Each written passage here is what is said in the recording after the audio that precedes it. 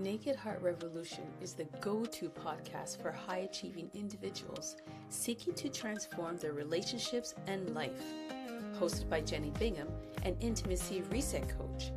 Each episode explores emotional reconnection, personal growth, or business insight through expert guests sharing real stories and strategies. Whether you want to deepen your connection with your partner or elevate your business, this podcast delivers the tools and mindset shifts needed for lasting change. Subscribe to join the community focused on intentional healing and empowerment.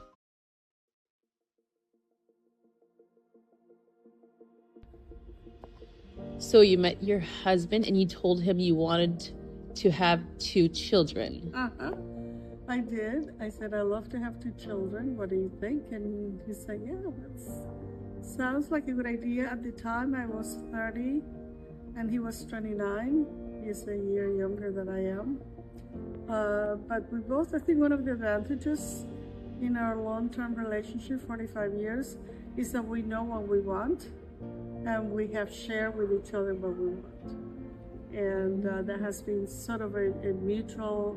Well, it's important to mention that in a relationship, the values that we have are critical. They need to sort of match, right? In order to be able to enjoy a long-term relationship. Yeah.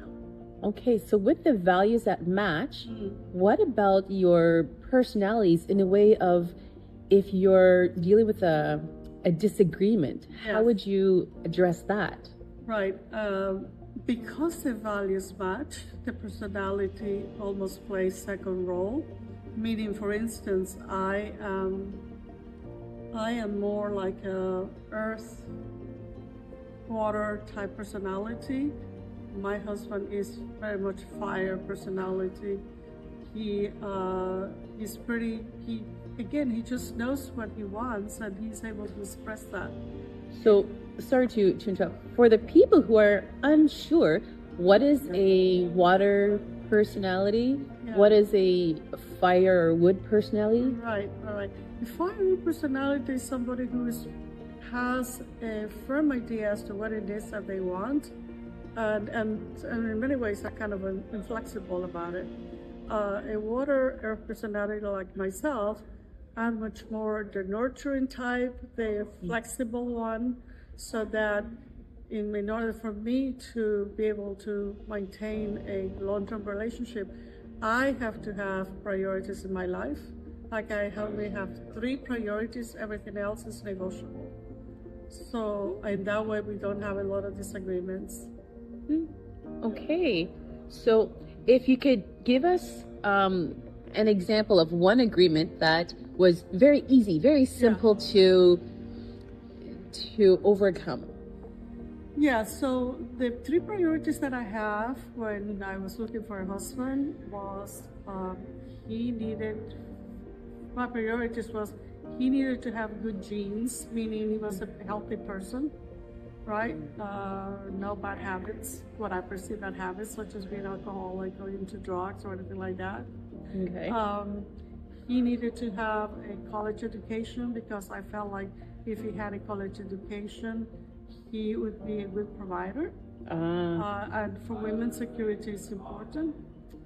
And the third, not necessarily the same order, is that he had to be a loving person, somebody who cares, somebody who was tender, somebody who could sexually have fun together. And thank you for bringing those priorities. For him, what were his priorities? His priorities, he also wanted to have somebody who was fun to be with and somebody who knows what she wanted, and somebody probably that he could, I wouldn't say control, but he could manage, and since I have my 3 priorities, for me everything else was negotiable and is negotiable. Nice. Right now, yes. Okay, so going back a little bit, because this is a lot about intimacy and before everything is so serious, what are a couple of things that you would find, or you shared with her husband that, yeah, it's a part of being connected. Right. Yeah, I think conversations are very important, getting to know each other, have fun, have, you know, like, you have to have, in his case, he loved to go skiing, and I'm from Ecuador, so skiing was not something that I knew, but I was willing to learn, and so that became our family sport. And to this day, every year, our family gets together and goes skiing on a regular basis. So that again brings bonding to the family. And so that was one. The other, we tried to do a lot of family things together. Like for instance, when I first got married, we went to honeymoon in Hawaii. And of course he was, you know, we were both extremely happy, but one of the things he did is he just jumped in the beautiful swimming pool in Hawaii. And I was so embarrassed because I didn't know how to swim, because again, girls in Latin America, swimming is not, you know, I mean, like I was singing, I'm 75 years old, so, you know, at that point in time, you know, girls, like I was really good at my choir at my high school, but not necessarily in sports, so I didn't know how to swim. But one of the things that I said to myself when the embarrassing moment was, when I go back home, I'm going to learn how to swim. So I subscribed to an NYC program, and I really got into it. It was a commitment on my part. And then I learned how to swim, and then my teacher said, hey, why don't you, you know, let's do some scuba diving. So I learned how to scuba dive. And so I was the first in our family who went scuba diving. And then my husband, he's a really good swimmer, so we got our licenses, and then my children got their licenses. So yeah, so we, as a family sport, we go scuba diving. Yeah. That's definitely, okay, two things. One, you do not look 75, so you look fabulous, completely fabulous. Thank you. And the second thing, well, having learned to swim, because your husband already knew how to swim, right. How would you describe that brought you guys closer? And how would that, directly or indirectly, have you two more compatible heading towards like the bedroom later on? Or Right. does that even make that bridge for you two? Right. I think that that's one of the things that he has admired in me, and that is that I'm committed to step up in every situation always. So because I want us to be happy. It makes sense. Well, I would never, like I mentioned, I would never thought you were 75. You look so much more vibrant and like energetic and stuff. So, okay, now here, another part of how the big office would be. Yes. And I thank you for coming to my office. Yes. Another question. Now, is there something in the romantic side that for you was necessary to feel more connected to your husband? Right. I think that most women need to feel loved and secure. I mean, those two things, and understood. And I think that part of our success in marriage is that I know what I want, and you simply tell him. And as a matter of fact, during this trip that we were coming, one of the ladies that we have a chef that comes to our house and makes dinner for us.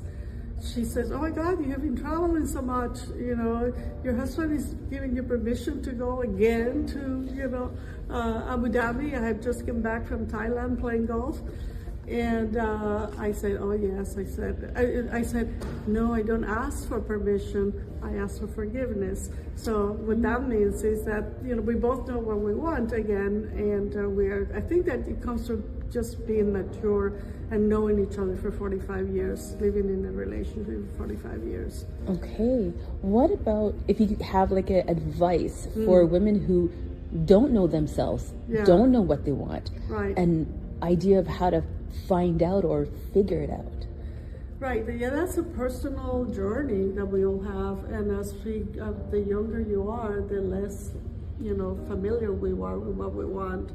So this is when I met my husband. It took 3 months for us to get married. That quick? Yep. I met him. I knew what I want, and after we have gone over the weekend to a really nice Napa Valley wine enjoyment, I said to him, I guess this is it. When he dropped me off and gave me a kiss goodbye. Mm-hmm. And he says, what do you mean? And I said, well, we have such a great time, and I'm falling in love with you, and if you're not interested, this is going to be it. If you're interested, then we're going to get married. Oh, you told him just like that. I boop, did. boop, boop. I did. I know what I wanted. So he was a little surprised, and he just took off. I had a beautiful, 911 Porsche, and he has a room living. Half an hour later, I get my phone call, and he says, did you really mean what you said? And I said, of course I mean what I said. He said, wait a minute, I'll be right back home. So he came home, he proposed, we called our mother-in-law, and voila, the rest is history. That's fantastic. I think we have to go. Okay, thank you very much. It's my pleasure. Thank you. Big hug. Yes, indeed. Bye. Whoa.